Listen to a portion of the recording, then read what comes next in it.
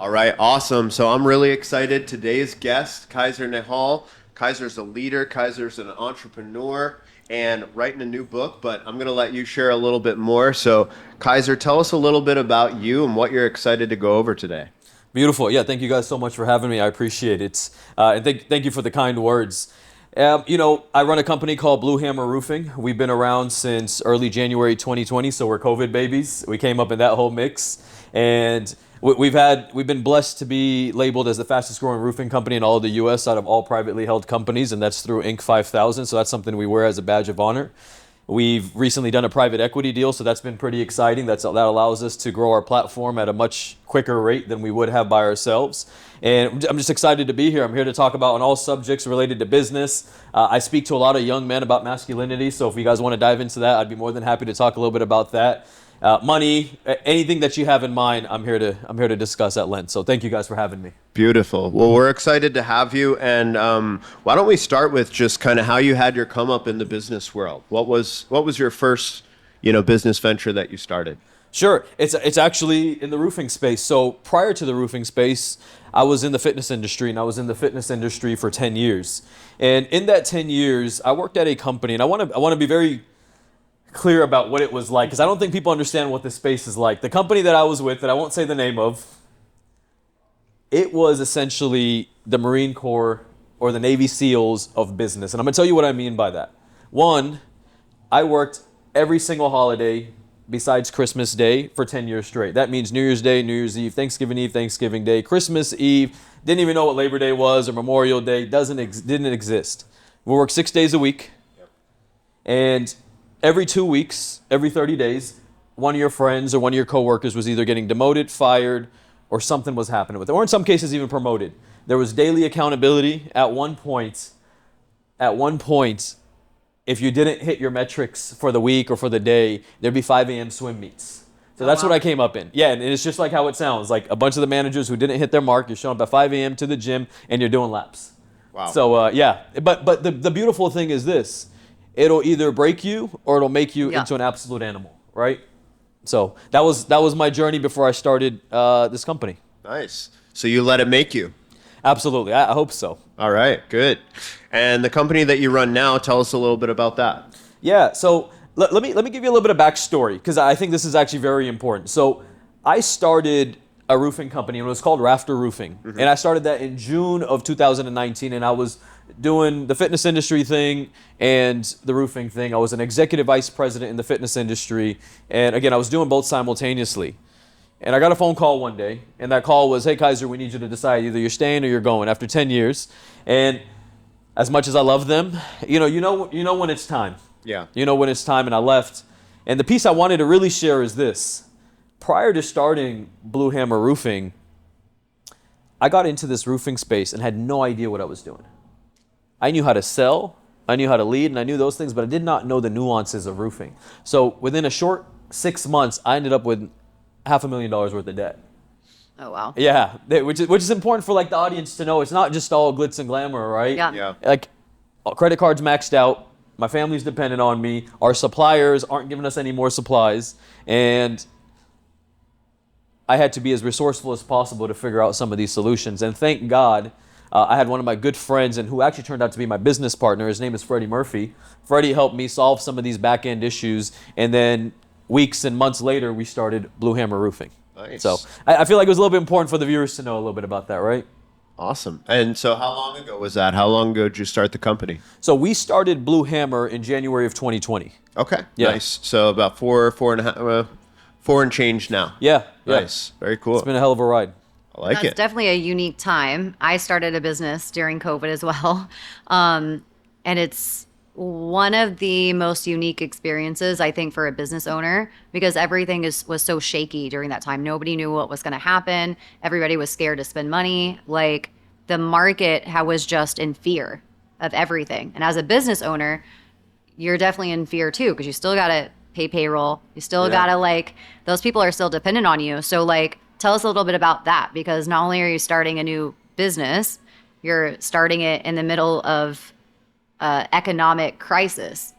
Yeah, that's a great question. It was a very interesting time, and I'll tell you what we did. I remember the chatter right? And here's what you got to understand.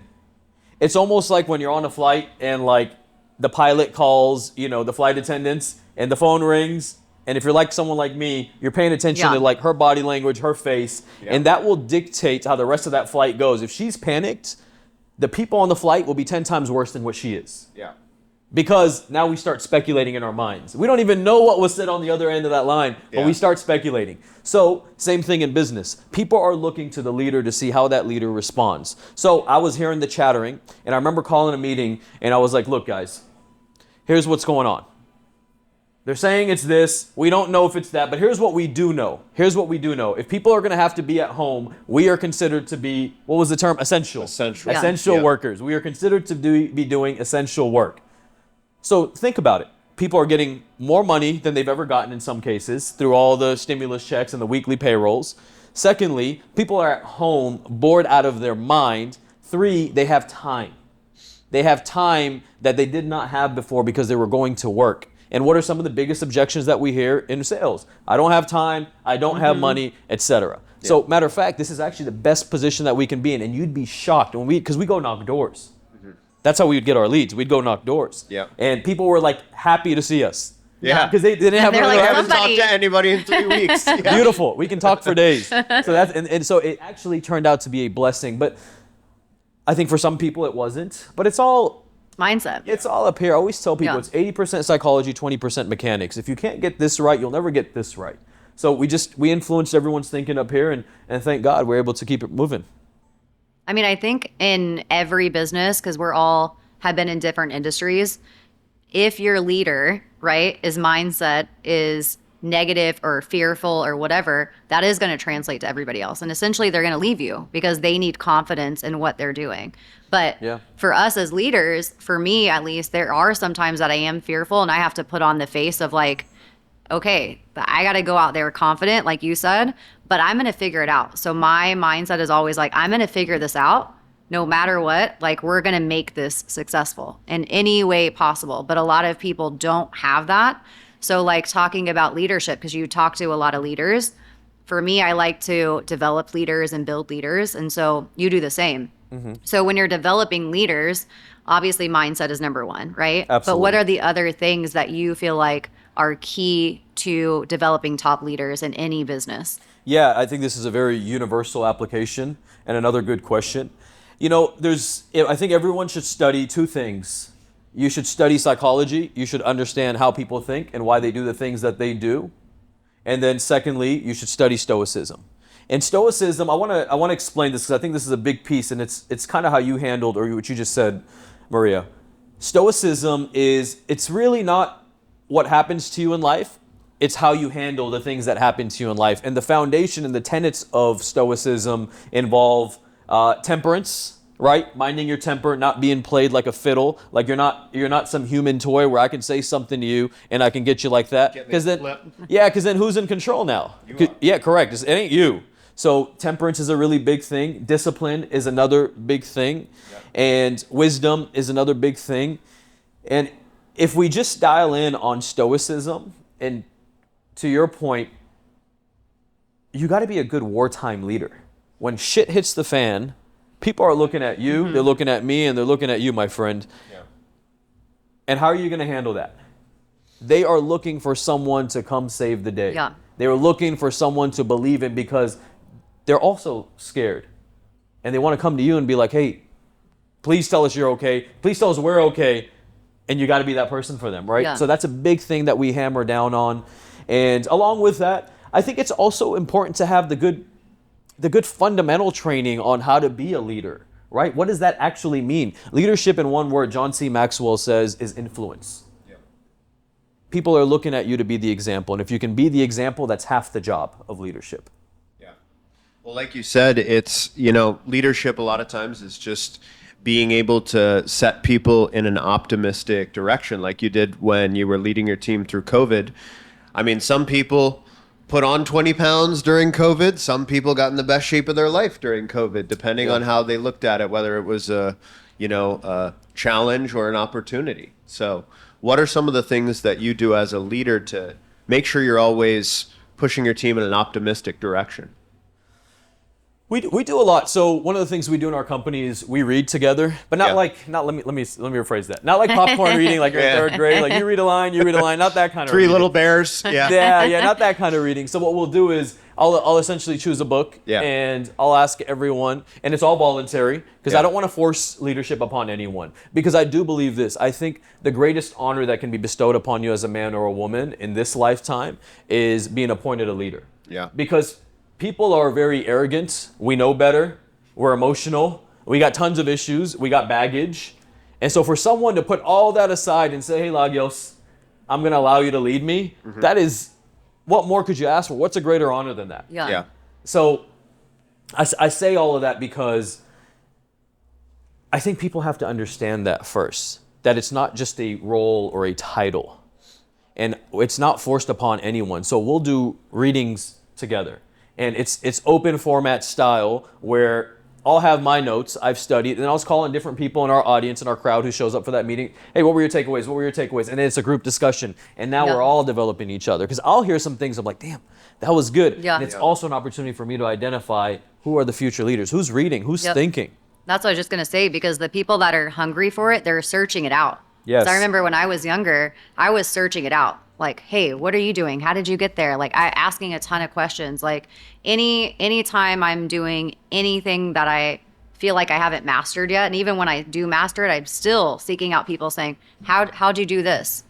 Like, where did you get these answers? Like, how can I get better at this? Right? So like, you're gonna identify, like you said, the people that are hungry for more, and those people are gonna step up to the plate. They are, you know.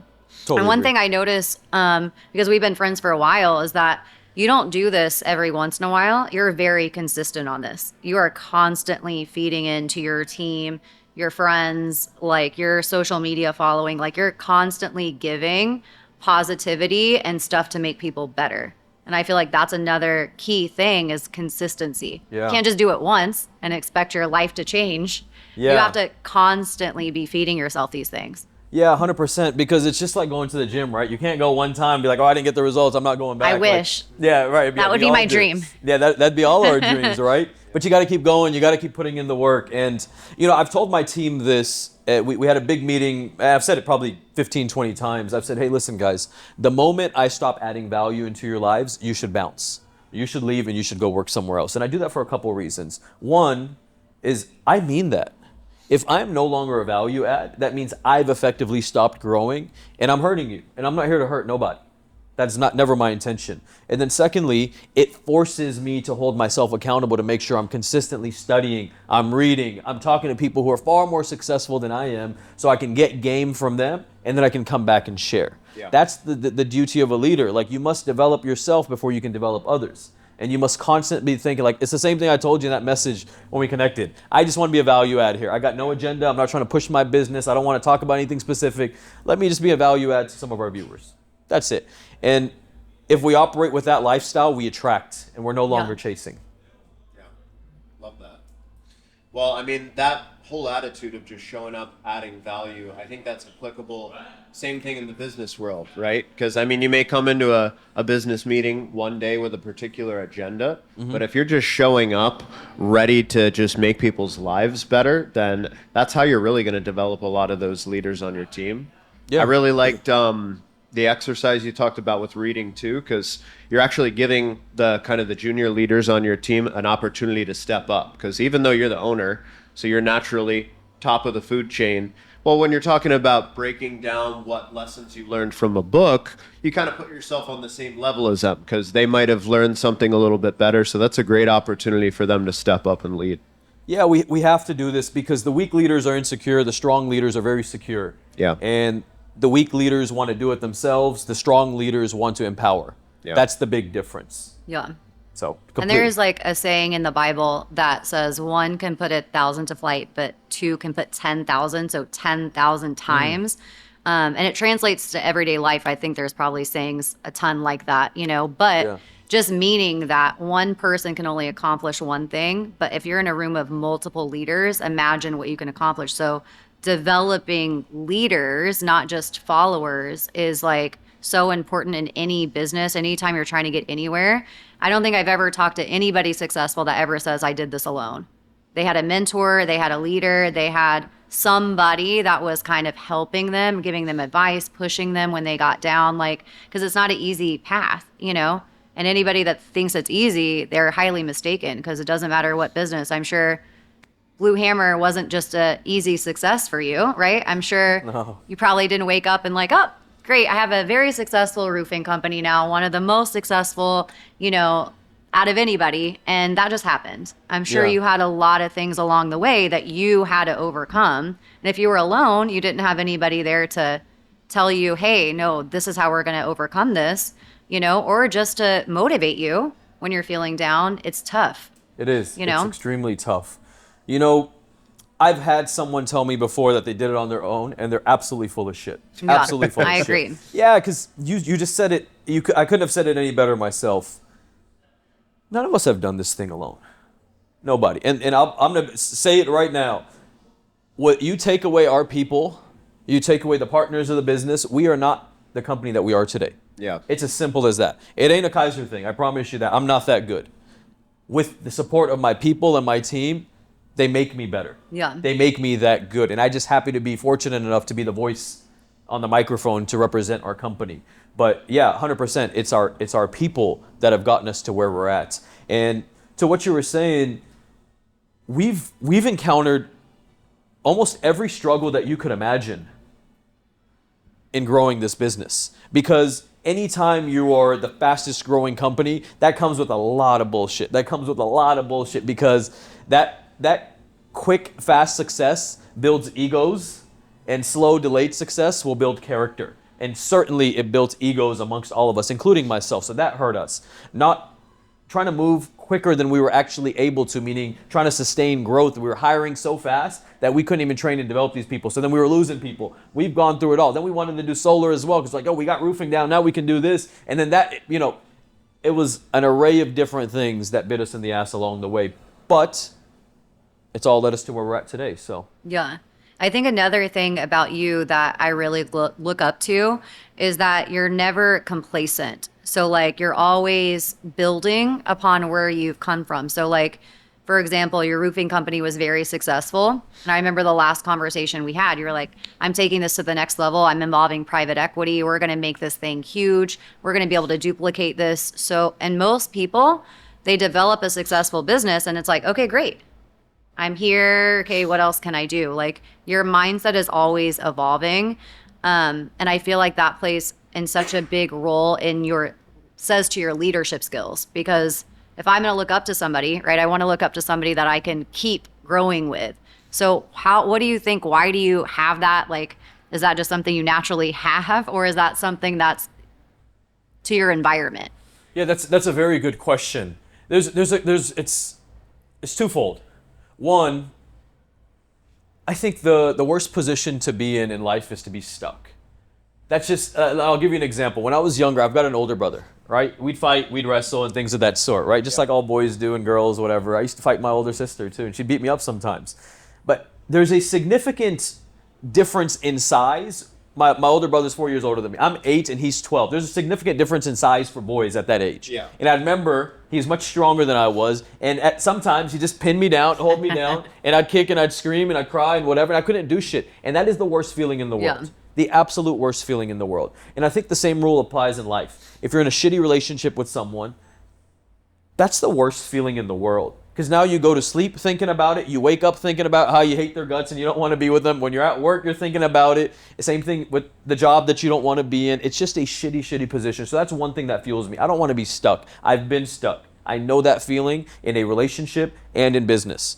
I don't like that feeling. Secondly, there's a piece, I think, in every man, it's just innate that we want to conquer shit. We want to take over the world. I'm not here to do this thing half-assed. One of our core principles in our business is the pursuit of excellence. And that simply states we are in this thing to be the best of the best and second to nobody. And in order to do that, you must keep growing. And then the third piece to that question is I want to make sure my people are taken care of where they have opportunities to grow. Because I've been in a position where my growth is capped from a financial perspective and just from a moving up mobility perspective. Yeah. why would they stay? Yeah. Why would they stay? So when we did private equity, now we've got new positions open up. Now we'll need a chief marketing officer. Now we'll need a different kind of COO. We'll need VPs of sales. We need those district managers. We'll be opening up more markets in different areas, so we need to promote, and the list goes on. And then you don't have people looking out the window because the opportunity is right in front of them. Yeah. That's why. And opportunity is hard to find nowadays. Like if you're not creating your own and willing to put in your own time, your own money, your own energy, like you better be willing to rough it for a long time. Yeah. And I don't think people understand that. So now what's happening, I think, is a little bit of a shift. And what I see at least is that within companies, you're kind of being able to, what was the word we used the other day? Entrepreneur, which I've never heard Yeah, before. yeah, entrepreneur. And I thought that was so interesting because the things that are really the biggest struggle, like, are taken off your plate. And so you're really able to thrive in a business that's willing to give you those opportunities. But if they have to have the opportunities, and that starts with the leaders of the business, of the company, right? And being able to see that and develop them. But I feel like 100%. also you have to be somebody that sees potential in other people for leaders and to have that role. So like for you, if you were to talk to anybody, the things that you would look at and say, like, I want this person with me on my team, what are those attributes? What makes that person? That's a great question. There's two things that come to mind as soon as you ask that question, and it's heart and hustle, because those are two things you cannot teach. Everything else I can teach you. I can teach you how to be a great salesperson. I can teach you how to be a great leader, but I cannot teach you how to have heart. And I'll explain what I mean by that. Heart is, you're in the 10th round, you're in a boxing match, and you get rocked. Like, I mean, you get hit as hard as you can. You're gassed because you've been boxing for 10 rounds with the best of the best, and your head hits the canvas and you're laying down, and it's an 8 count. Now it's a 9 count. And everything inside of you physically and mentally is just like, all right, I got to give this one up. But the heart, man, the heart is a very, very special organ, and the heart gets you up like, nope, I ain't no quitter, and you get back up. But you cannot teach that to somebody. You can teach them the fundamentals on how to jab, how to hook, etc., but you cannot teach heart. And then the second piece is, I want to identify that you have some hustle in you, that you're not lazy. If there's one kind of people I don't like besides liars, it's lazy people. I said this the other day, there's many languages I want to learn, but lazy ain't one of them. I'm not trying to understand you. I'm not trying to communicate with you. Matter of fact, I'm not even trying to influence you, because I can't. Yeah. You need to have that in you. Yeah. Those are two attributes that I'm looking for. And there's a piece of that heart that's, I need to feel that you're a good human being. If I get the sense that you're suspect, that you're shady, that I study your history and I realize you bounced around from job to job and relationship to relationship, I don't think you're our person. Yeah. Sums up there. Yeah. Because all the good people are taken. They ain't really running around looking around for jobs. Yeah. So those are a few things that are really important to me. Nice. Well, I wanted to get into another topic that we talked about a little bit before, and that's masculinity. So you gave some strong feelings on, things that you feel like are really important for us to change moving forward as a society and as men. Yeah. Tell us a little bit about that. Yeah, so I've been fortunate enough to have the opportunity to speak to a lot of young men, and a lot of the people that follow me on social media are that. And, it's happening right in front of us, where I talk to my friends, I talk to people that work in our business, and whether it's women or men, and women have a problem with the men, and men have a problem with the women. So, how are we going to solve Speak in this? different languages. Yeah, how are we going to solve this is ultimately what it comes down to, right? Because we have to. I was telling somebody, there's a strong man is very, very powerful. There's only one thing stronger than a strong man. It's a strong, couple, together. Yeah. Because they fuel each other, they help each other, and together they are much better than either one of them alone, right? So how can we bring that nucleus back? How can we bring that together again? And one of the big problems, I'm only going to speak on men because I'm not a woman. I don't want to talk about that. As a man, it's very important that we are all accountable for everything that happens in our life, and that's one of the things that Stoicism talks about, where we make no excuses. Yeah. We make no excuses. It's like when I was telling you guys on my way over here, I left early and I ran up the stairs to make sure that I was not late, and respectfully, it had nothing to do with you guys. It had everything to do with me. Yeah. Because I'm a professional. And when you're a professional and you respect yourself, you don't show up late. And in exchange, I cannot, if I respect myself, I cannot disrespect you along the way. So it's the tiny, tiny things. And the biggest mistake I see a lot of young men and older men making is it's a bunch of finger pointing. Yeah. It's women are like this, or that job did that, my dad this, my brother that, and it's like, no, it's a man in the mirror problem. Yeah. Because I don't mean this in an arrogant way. I have an amazing group of people in my life, men and women, and there's no shortage of beautiful, good, loyal women in this world. There really isn't. Yeah. But I'm also building myself up to be a top tier individual, and my access to those women is different from someone who's not doing anything for themselves and is blaming everyone. If I was a woman, I wouldn't want to be with a dude like that. How are you going to make me feel safe and taken care of? Because that's all women want, right? Yeah. They just want to be taken care of. They want their heart protected, and they want to make sure they're physically protected. Do those things, and you will go very far. But you can't do that if you're not going to take accountability, because you'll be blaming her for some shit. She ain't going to respect that. Yep. Yeah. Yeah. And I think a woman's perspective on that is kind of similar to what you said. And it's kind of controversial, which I don't understand at all. But especially being a woman that's in a leadership position, I think it gets misconstrued a lot, because most people assume that somebody like me, I'm going to take charge, and I don't want that in a relationship. If I can't be with a guy that I respect and that I look up to, and I believe that I trust his decisions, I can't really be with that person, because I can just do that for myself. 100%. You know, so like I have to have respect for you, and I have to trust that your decisions will take us somewhere that is the right direction. And I want that. Like, I want to be able to sit back and just be like, okay, I trust this person. And if not, I'm willing to take that into my own hands, because I trust my decisions, you know? 100%. But it comes with the right development, showing up on time, right? Not to say that if somebody doesn't show up on time, but it's what's making them show up on time. Yeah, right? yeah, Being 100%. truthful, being an honest person, being a loyal person, like work ethic, like all those things, they play a huge role in who you are, which translates to being a leader, which translates to what you do in your life. Like those things all add up to equal one result, you know? Yeah, you know, I've seen it, and one of my good friends said it to me a long time ago. I was with an ex-girlfriend, and he was like, "Man, the way she looks at you, she's just always looking up at you like that." And I'm gonna tell you something, because I pay attention to other people's relationships as well. And when you have your woman looking up to you like, wow, she's looking at two things: admiration and respect. And when you have your woman's admiration and respect, she is the most loyal, the most caring, the most feminine, the most nurturing person you could ever have in your life. Conversely, if you lose either or, it ain't looking good for you. Yeah. Yeah. It ain't looking good for you. She doesn't You ain't feel recovering- safe. She doesn't. You ain't you recovering should- from that. Yeah. If she doesn't feel safe, you shouldn't feel safe. Basically. Yeah, very well said, my friend. Yeah.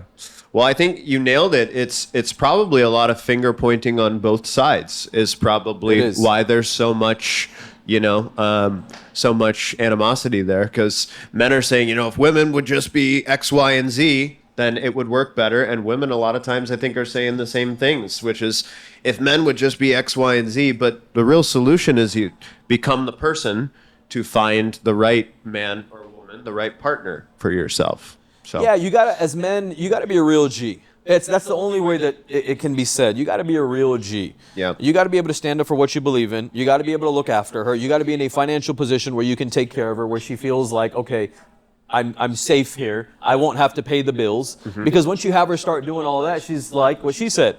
I can do that shit myself. What do I need you for? And it's not just about the money. No. Yeah. You must make her feel protected and safe and just taken care of. Yeah. And once she's at ease, all those walls of masculinity that she's had to put up, they all come down slowly. And now you can really connect with her and get to Yeah. know who she really is. And you guys can actually build a relationship based off that. And the same rules apply in business. People think you need to be this like vulnerable, sad leader that's like, your people don't want that. Woke. I promise you. Should be a woke leader. Yeah, I promise you. That's all part of agenda that's being driven to keep us down. I do not believe in any of that. Yeah. You need to be a good wartime leader and you need to be a good peacetime Yeah. leader. But you cannot be a good wartime leader and be weak. Yeah. Those Yeah. two things, those two words are not synonymous with one another. They're actually exact opposite. Yeah. Yeah, we were just talking about like who you surround yourself with matters, even friends, everything. And the person you're spending the most time with is your partner. So like if your partner doesn't have the skill set to make you better and to push you, then yeah, it's going to affect you in your life for real. Like, I don't think 100%. people understand that like that has the biggest effect on you. So like you need to choose your partner wisely. And I think from my perspective as a woman, it's even a tougher decision because that person really does have to step up and be, a leader, like I said, that I respect in life as well as in business. Of course. Because otherwise, like, how are we going to grow together? Because yeah, I want to do something really big. I want to change people's lives. I can't come with like some mediocre relationship. It won't happen. Yeah. I want to add one piece to that. I think it's also very important for men to have a very strong network of other men. Yeah. And I'm going to tell you why.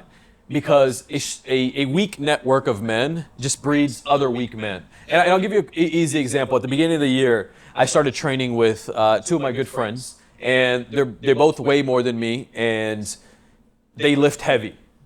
And I stay in the gym. It's just part of my lifestyle, something I'll never give up. I got to tell you guys, though, this year in 2024, and we're only, 4 months in, I'm stronger than I've ever been. And it's because I'm working out with strong men. Yeah. Simple as that. Yeah. And having a good partner and all that obviously is critical. It's paramount. What's equally important is having a good, strong network of men that can challenge you, that can push you, that can Yeah. hold you accountable. They can call you out on your shit before you make the mistake at home. Yeah. Yeah. That's what good friends do. That's what a good, strong, masculine, accountable network does. Yeah. I was just talking to my team about this because we had a really big month in our business, and we were talking about how do you get better, right? You're not going to be better by staying around the people that are not doing as good as you. You're going to do better by being around the people that have done better than you because they're going to keep pushing you to strive to do a little bit more, a little bit better, right? And so constantly putting yourself around those people, whether it's in life or in business, is key to success. Like, Yeah. if I could say one thing, it's like keep yourself around people that are doing better, that are going to help you reach those levels. Yeah, you can literally change the whole trajectory of your life just by changing the group of people you hang out with, right? It's literally that simple. And there's that old saying, what's the saying? You hang out with 5 millionaires, you become the Yeah. 6. You hang Yeah. out with 5 crackheads, you become the Yeah. 6, whatever it Yeah. is. That's about as real as it gets.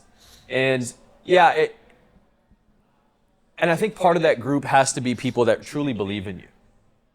Because there's going to be moments, even as a strong man, where you doubt yourself in certain areas, and you need people to believe in you sometimes more than you believe in you, because those dips will happen, and good, strong networks will do Yeah. that for you. Well, I mean, you obviously are a really strong leader in your business, in your life, with your family, with your friends. But I'm sure you have moments that are tough for you. So somebody that is in that position, maybe they are a little bit further, they are leading a group of people. How would you suggest that they overcome their fears? Because they got to stand up and be confident for the people in their life. So what do you do in those situations? That's a very good question. In those scenarios, you can grieve in private. You can cry in private. You can be sad in private. You can deal with that stuff in private. But when you are in front of your team and you are the appointed leader, I do not believe there's room for that. And people will argue with me and say, oh, they got to see your vulnerability. Bullshit. If there was a leader for me and I see him crying over there because we're doing bad or things aren't going our way or we had a major setback or loss, I have no faith in that person anymore. We can figure that out later. But here's what you do. You need to make sure you have good mentors, because I promise you this, they've been through that. Yep. None of our stories are that unique. We all think we're unique. We're not as unique as we think we are. The challenges that you've dealt with in your business and you've dealt with in your business, I've also dealt with in my business. And there's hundreds and thousands before us that have came and have also dealt with it. And that's why it's so important to have mentors. And if that means you need to spend $10K a month on them, $5K a month on them, $2K a month on them, you need to go spend that money. And if you don't have the money to go spend on them, it's very simple. You devote your time to that individual and you go learn. But both are forms of currency. And until you've acquired the money, you must sacrifice and invest your time. And then once you acquire the money, you can now purchase back some time. But you got to have that. You got to be reading books, because those mentors that have went through these issues, they wrote it all down for you. Yeah. And a lot of times we're just lazy. We want the problem to go away, and if we feel like we don't give it the attention, it'll disappear Yeah. on its own. The problem is that problem, while you're looking over there, is just getting stronger and stronger, and then it turns into a monster. Yeah. What was once something small is a mammoth coming after you. Now, how are you going to deal with that? Yeah. Well, and speaking of these mentors writing it down and putting it in a book, you're doing exactly that right now. Yeah. Are you not? Yeah, I am. I'm sharing. You know, I've been in. People ask me about the success that we've had at Blue Hammer, fastest growing, and you've done this, private equity, and all the rest of it. And I'm grateful for it all. I think people also have to understand this journey started about 15 years ago in the fitness industry. Everything that I've ever done in that space was all a build-up to what I'm doing now. It's not like I started this in 4 years and we had this rampant growth. No, that's not the truth. It started 10 years before that. Yeah. I went through my hard knocks. I went through all the issues that you could imagine. And that's what built us up. And in the book, I want to talk about, and the book's name is going to be called Forge, The Anatomy of Building a Dream Team. And I want to talk about precisely that. I want to talk about what it means and how do you effectively build a dream team to be able to accomplish some of the things that we've been blessed to be able to accomplish. Yeah. So just years and years of wisdom, years and years of practice, years and years of failure, years and years of wins, years and years of setbacks, all inside of one book. And hopefully it's going to be a value add for the people. Well, I'd like to go back a minute because you said that when you got out of the fitness industry, you'd never done roofing before. Correct. I'm sure you're not probably like on roofs hammering stuff, if I could take a guess, right? Oh, you say that? Not in this nice suit of yours. I've done it in this. I've tore off a roof one time. Our crews didn't show up. We were in Del Rio, Texas. You had to do what you right had to do. Yeah, correct. Yeah. As a leader, everyone's looking. This roof needs to be tore off. The crew ain't showing up. We're in Del Rio, Texas. I'm We gonna don't do have what the it takes. resources. What are you going to do as a leader? Everyone's Yeah. looking up to you. I was like, all right, boys, let's change into some gym clothes. We're tearing the shit Yeah. out. There's photos of us doing it, and that's what we had to do. So like in your book, you're talking about a dream team. So you created a team of people, right? From something that you didn't really know anything about in that moment in the beginning. And I do hear that a lot with people, like they're starting stuff. They're like, I've never done any of this. I got around the right people. I created the right team. So like, how did that happen for you? Because you were in fitness. Fitness and roofing are very different. They are very different. Here's the thing, though. Business is business, and you Yeah. know this. I could go into any business at this moment, and I feel very confident that I can go in and successfully change the trajectory of that business just by studying P&Ls, the people, the structure, the systems, the processes, and I'll be able to quickly figure out, we're missing this, we need to do this, and we need to do that. So for me, that's all it was. Yeah. Fundamentally, there are nuances in every business, which I was not aware of, and that's why I ended up in all that debt. But the moment I brought in somebody who had that roofing experience, problem solved. So I think it's very important to find partners and people that you can roll with that complement you in a way where they are great at the Yeah. things that you suck at. Yeah. But that requires a level of humility where you got to know, but I'm really not this person right here. Like we've got someone on our team, her name is Maria, right? Good Some name. about the Marias. Yeah, some about the Marias. And Maria is an absolute animal. She is a machine. She's the most structured person I've ever met in my life. She's like a personal assistant to like 20 of us. She's owner in the business Yeah. as well. And she does everything. She can literally get in, like she's a absolute machine. You could text her at 1 a.m. saying, hey, I'm having trouble loading this document. And within seconds, she'll respond. Like she's incredible. We've got another guy on our team. He's one of the other partners. His name is Miguel, and he's very, very technical. Yeah. And he's great at like some of the problem solving with the technical areas. We've got another guy, his name is Christian, we call him Chico, and Chico's excellent at just like being the heart of the team. If you see this guy, you'll immediately smile. He's that guy where you meet him, you're like, that guy's got something special to him. He's got a smile this big, and you just meet him, you just want to give him a big hug. And when you have all these dynamics, it's very difficult to fail. It's very difficult. Yeah. I think the problem is most people go into business or hire people that they just like, Yeah. people that they can be homies with, people that they can befriend. And I'm not looking for friends. Yeah. I'm not. I'm looking to become successful in many different avenues, and I must do that by bringing in people who are very opposite of what I am. Yep. And that does cause issues, though, because fundamentally we're different, Yeah. right? But it's the best kind of problems to have because that's the growth. That's Yeah. what they call growing pains. So that's how we did it. It's awesome. Thank God. And, you know, another impressive thing I think about this, most impressive thing I think about this is you're actually going to be donating the proceeds from your book to charity, right? Yeah. Yeah, I've been blessed in many ways in life. We did a private equity deal. Our business has grown. We've got a lot of good things happening, and I'm a believer in God, and I believe that if God blesses you, it is your absolute sole duty to bless others as well. And I don't have any kids, but I have a very soft spot for kids. They're adorable. Yeah. They're innocent. Like they've done no harm. Yeah. You Yeah. look in a child's eyes, and if that doesn't have you smile, you have some serious issues with yourself. Yeah. Seriously. And I pay attention to women when they see babies. I Yeah. always pay attention to women. It'll be on a flight. It'll be over here. If a baby comes by and the woman looks and is like, if that woman does not like light up, Swoon. not Yeah. my kind of woman. Yeah, not my kind of Kids woman. and dogs. Yeah. Yeah, and the same thing applies for dogs, but especially for me, for babies and humans, right? Yeah. Because that's what we are, right? And yeah, they're helpless. So I want to have the profits of this thing go to the children of Gaza, which is in the Middle Wow, East. yeah. There's a big war going That's on awesome. over there, and there's a bunch of people being hurt and killed that have done absolutely nothing. A bunch of helpless women and children that they're just there, and my heart breaks seeing some of that, especially the children. You're seeing children with deformities and poverty and not being able to eat. That is extremely sad. Yeah. Extremely sad. So I want to do that, and then I also want to do one here in the States as well, because this is where we live, and I want to be able to give back to the communities here. So those will be split down the middle to both organizations. So, and truthfully, it's given me fuel. Yeah. It's giving me fuel Yeah. because that writer's block is a real thing. Yeah. I thought it was some shit that people just made up, like runner's high. And I was like, whatever, I'll be able to power through it. But I'm not going to lie, I've hit moments where I'm like, shit, I don't know what else to say. I don't know what else to write. And Yeah. then I was like, you know what? If I have a cause that's far greater than I am, Yeah. and something I feel in my heart, it'll give me what I need. Yeah.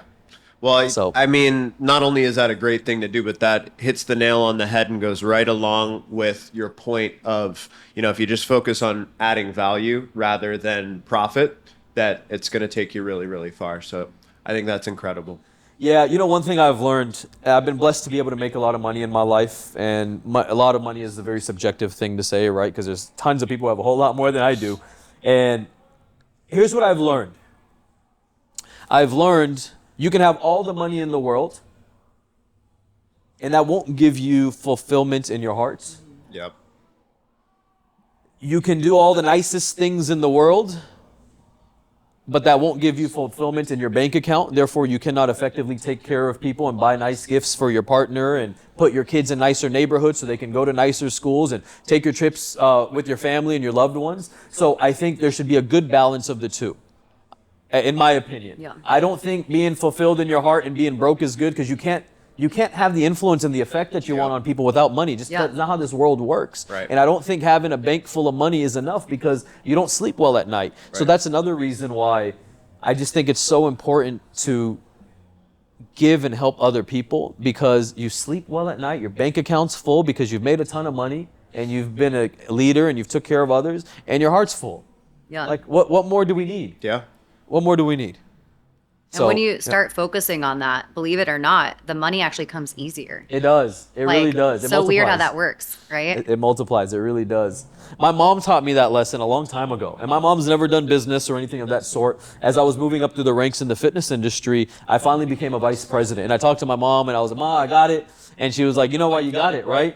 And I was like, "Let me guess, because your prayers." And she was like, "Well, yes, of course. Of course." And I was like, "Yeah, I figured." And I was like, "Well, yeah, I worked hard. I haven't took no days off. Like, I've been going at it. Like, of course I know why." She was like, "No." She was like, "It's because you're always looking after everyone else. You're always looking after the family. You pay bills here. You take care of us if we need something. You're looking after your people. How many people have you gotten Yeah. promoted since you've been a manager and made sure they won?" She was like, "That's God giving back to you. And don't ever forget that." Yeah. And that's a lesson I'll take with me. That's a lesson that's going in my book as well. Nice. Got to shout Yeah. out to my mom. Nice. Planting those seeds really does make a difference, and you got to keep watering them. When you do, it eventually does grow, Yeah.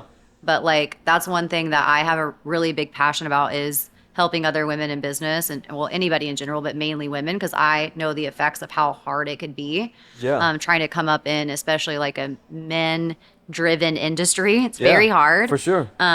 And so when I focus on just helping them, my success grows tremendously. I'm not even worried about that. Yeah. That wasn't even my focus. And that's been one of the biggest blessings so far in my whole life. I really feel so much more success seeing them successful. It's a weird thing, Yeah, it's a beautiful thing too, isn't it? It's just such a beautiful thing because that's your legacy, Maria. And for men, they say you should do a few things. Every man should A, write a book, B, plant a tree, and 3 or C, have a son. And those are all part of legacy. Those are 3 things that will outlive you. And I think if there's a 4th to be added, letter D should be develop leaders, because your name will live forever. When it's time for your funeral, people will be talking about you. When you're in rooms that you're thousands and thousands of miles away, people will be saying, yeah, Maria helped me out. Oh, there's a girl, Maria Lagio. She was excellent. Hey, here's her social media. Check her out. And I think that's what we're here for.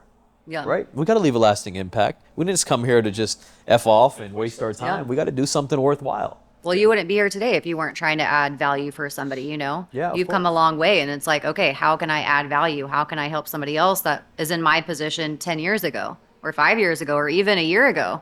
You know, I think it's important to do that, because how else are you going to grow? There's somebody a year ahead of me or 5 years ahead of me that I'm going to call, or I'm going to listen to a podcast or read a book, or, you know, go pick up your book and say, how do I develop my dream team? How do I do that? Like, I need advice from somebody that's developed a dream team before me, you know? Yeah. So that's the only way to do it. Yeah, I Learn from somebody completely agree. else. I completely agree. Awesome.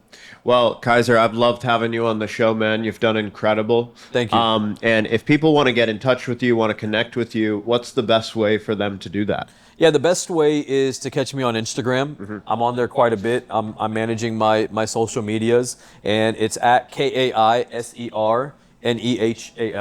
And that'll link to Facebook. You can DM me. You can follow me. I'm always posting content, and yeah, just trying to make a good change in this world, because we got to save the world from where it's at right now, and it's a combination of all of us working in sequence to make that happen. Awesome. Well, you know, you've changed a lot of lives today. You've had a great impact. Loved having you on here. Yeah. So Thank you, Thanks my for being friend. thank here. you so I much. appreciate it. Thank you so much. Thanks for being Thank you here. so much. Yeah, I appreciate it.